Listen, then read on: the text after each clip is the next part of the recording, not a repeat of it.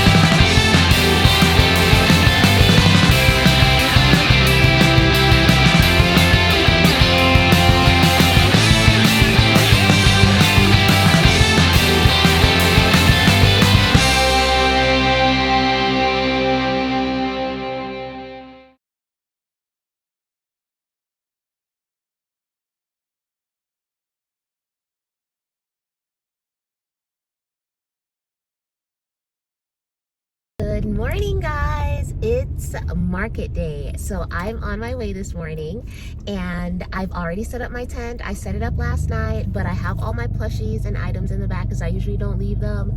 I'm not running late, but I wanted to be there earlier than an hour before just in case I had any changes to make. I'm gonna vlog setting up, and I'm gonna be putting out my checkout stand, so I'm hoping that that's gonna turn out really well because I don't have a plan B set up. I'm kind of locked in to how I have everything. I don't have any extra baskets. I have nothing extra to switch my setup around, so I'm hoping that everything will go perfect. I also am gonna be cutting into my time because I hate taking the highway, and I know the highway would be faster, but I'm gonna take the street. It's gonna add, I think, 8 to 10 minutes to my trip, but it'll get me at exactly 1 hour before, which means that I will need to unpack my car quickly, find vendor parking, and set up. So I'll let you guys know what happens.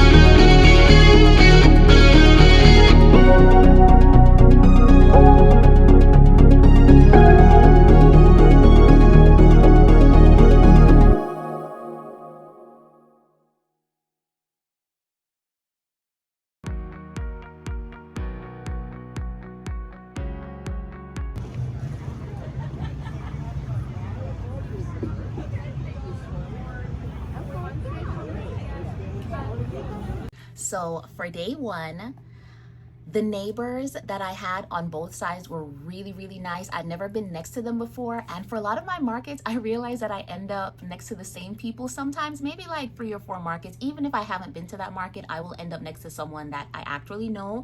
But for this one, I was next to someone that had like little wooden ornaments that she made herself. And then the other gentleman next to me, he made bracelets, like metal bracelets, and he would make them while he was there. He had a little metal press and he could engrave them, or he could also add birth dates or someone's name to it if that's what you wanted. For day one, I sold my Drift the Octo. I let the person know who bought him that he had 9 legs instead of 8 because I had some extra space, and she loved him. She said her son was gonna really get a kick out of it because he was really into octopi. I'm not sure. I also sold 4 cats, 5 possums, 1 snake, 2 Mari frogs, 3 baby turtles, 3 large bees, 2 stingrays, 1 large elephant, 1 leggy bird, 3 mushrooms, 2 mallards, 1 large green squid, 2 axolotls, 5 chickens, and 3 large turtles. One of the tips I have is definitely get your POS system set up beforehand, because I use Square and sometimes Square takes a while to load and connect. So I usually try to get my Square set up as soon as I get there, because I've ran into issues where people will try to buy something before the market and I don't have it set up, and now I'm running behind time trying to get everything set up and then still make that sale, and it doesn't really work out well because I usually go to markets by myself. I don't have someone that I can be like, okay, you set that up and I put the stuff out. I know I have to do everything myself. So I try to have my day planned out, and I usually go extra early so that I have extra time in the morning. So if something does go wrong, I'll have a lot of time to work around it. For this market, I did make a sale as soon as I put my turtles out. A lady came up and bought my large blue turtle because her daughter walked up and held it and she really loved it. I don't even think I have another picture of it. I also sold a lot of things like very early in the market because I think there was a farmer's market that was really close, or another market of some kind that was really close. A lot of people walked in early. So I would definitely say one huge tip would be setting up your POS system beforehand. This is a small disclaimer for my day 2 of the market. It was off to a very interesting start. So before I show you guys the footage, let me tell you what was happening.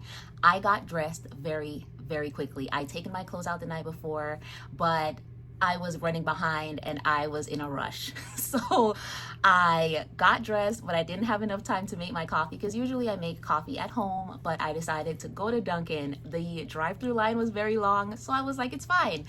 What's 5 more minutes? I'm gonna go inside the store. So I got out my car, went into the store, bought my coffee, got back in my car, drove to the event. At the event, there was like a 10-minute walk from vendor parking to the actual event. There were a lot of people going in, so I wasn't walking by myself. It was really safe. I'd never been to this market, like I said, but everything was laid out. There were signs everywhere. There was a lot of people walking in ahead of me and behind me. This is going to be relevant in a little bit. People were walking behind me, ladies and gentlemen. Then I got to my market. I walked around a little bit, said hi to my vendor friends, had a couple conversations with people while I was setting up. I was friendly as usual. Everyone was talking. Then I proceeded to film my video of my actual setup. After I got done filming the video, I was talking with one of my friends and I was telling her that I'm gonna run to the restroom before it starts so that I won't have to leave once the event starts. I tried to put my phone in my pocket. Then I realized my pants were inside out. My pants were inside out while I was in Dunkin' Donuts. They were inside out while I was walking to the market. They were inside out the entire time I was setting up and talking to everyone. I'm not sure if no one wanted to embarrass me and tell me like, hey, there's something wrong with your pants, or if no one saw it. But when I watched the footage back, I definitely saw it. So this is just a little disclaimer. That's what's going on. You may see a little white string in the back. It's one of those pants that has like a scrunch in the back area of the pants, and it's a white piece of elastic. Tiny disclaimer, I decided to show the footage anyway. I was trying to work out a way of putting like a smiley face or something, but I was moving around too much and my editing skills are still very amateur. So Sorry about that. So for now, I'm going to show the footage of setup for day 2, and then I will come back and we'll talk about everything that's sold, and then we will have a little discussion on what I like about my checkout stand. It's only one little issue that I had with it, and it's partly my fault because I really could do a different setup, but it really came in handy. So I'll see you guys in a little bit. Here's day 2.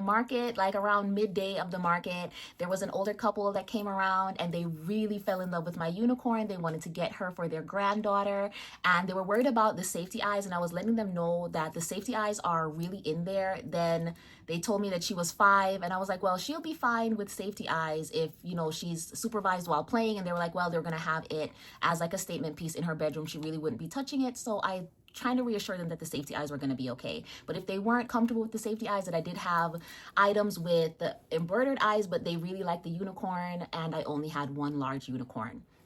They left and walked around the market. I let them know that I would be there until around 5 o'clock, until I'd start packing up. And if they came back, I would, you know, take it out the bag if I happened to put it in the bag, but I still was there. At around 5:20, when I had placed everything in the bag, they decided to come back and ask me if I would still sell them the unicorn. So I was like, yes, I'll still sell you the unicorn if you're still interested. They wanted her for a discount, but Well, they wanted her for a discount because they said, well, it's the end of the market and no one bought it and you're going to have to take it home anyway. I'm not one of those vendors who will put my items on sale because it's the end of the market, because I usually do a market. At that time, I was doing a market every weekend. So I wasn't going to put it on sale because someone else would have bought it the following weekend or sometime in the future. So I'm not putting anything on sale on Sundays. So I let them know that I can't do a discount for sale on Sunday because I only have one and someone will buy it eventually because she's really cute and I really liked her and I didn't mind taking her home because the car has to go home anyway, whether she's in it or not in it. So then they walked around a little bit and I was like, well, I'm going to go get my car. So when you come back, if you come back, I won't be here because the market is over. And it had ended like 20 minutes prior to this conversation that I was having with them. So the husband was like, yes, we want it. So I dug her out of the bags. Of course, she was the last bag that I looked in, but I eventually found her and I wrapped her up really pretty and they did buy her. So my big unicorn went away. I still haven't made another one, but I really loved her and I was very happy that someone purchased her because I think that she was going to be an amazing gift.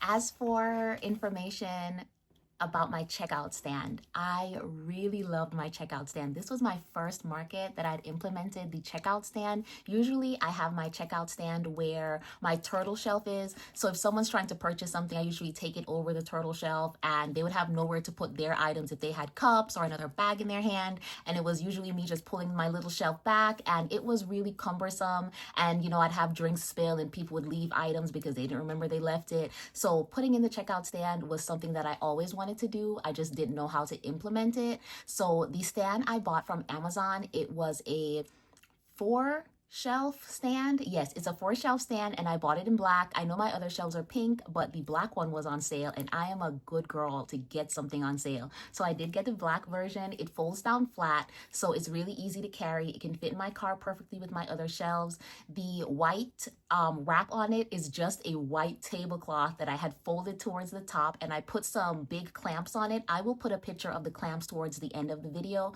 And I bought the tablecloth from Walmart because I couldn't find one on Amazon and I was already in Walmart for the day when I, got the checkout stand. The checkout stand came in like 2 days from Amazon and I do have Amazon Prime.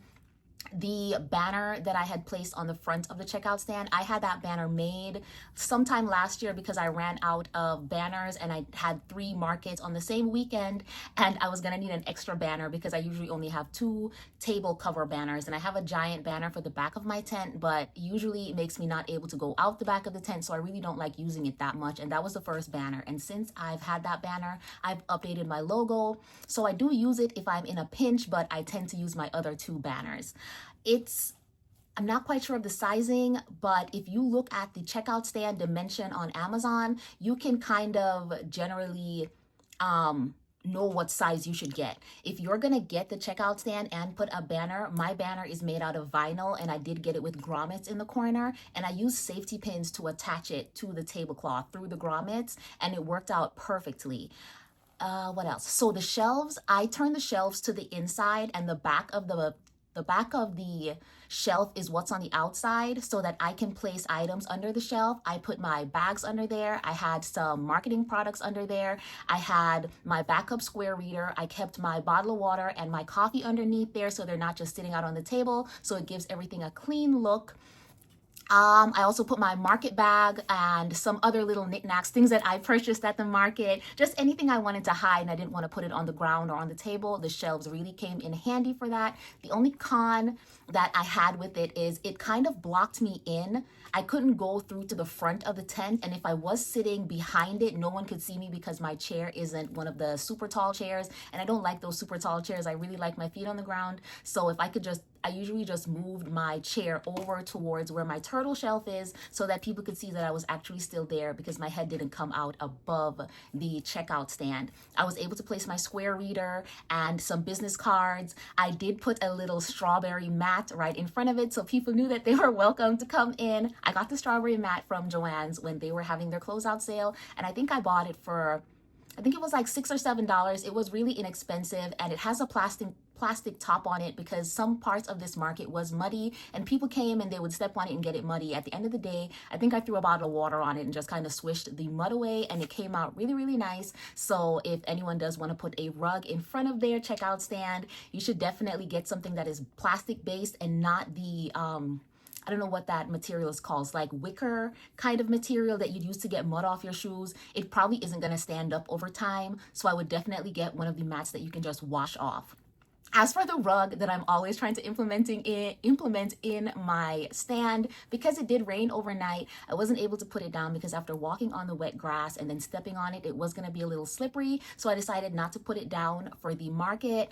One of these days I'm going to be on concrete, but then I thought about it, and if I am on concrete, I would be worried about someone stepping in and tripping over it as they came into my booth.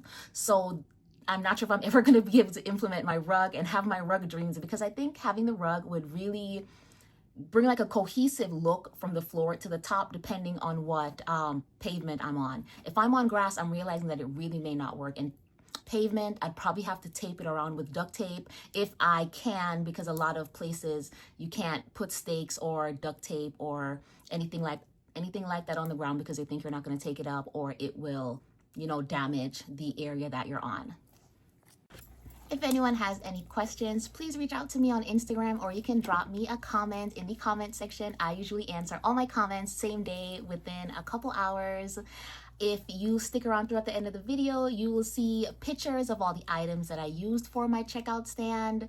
Also, stay tuned for the other videos that are upcoming. I'm going to try to film a inventory video today, which are the worst ones for me. I need to do inventory, but I'm always afraid to do inventory because then it really just hones in on what I have and what I do not have. To wrap this video up, thank you everyone who has been commenting and liking my videos. I really appreciate it.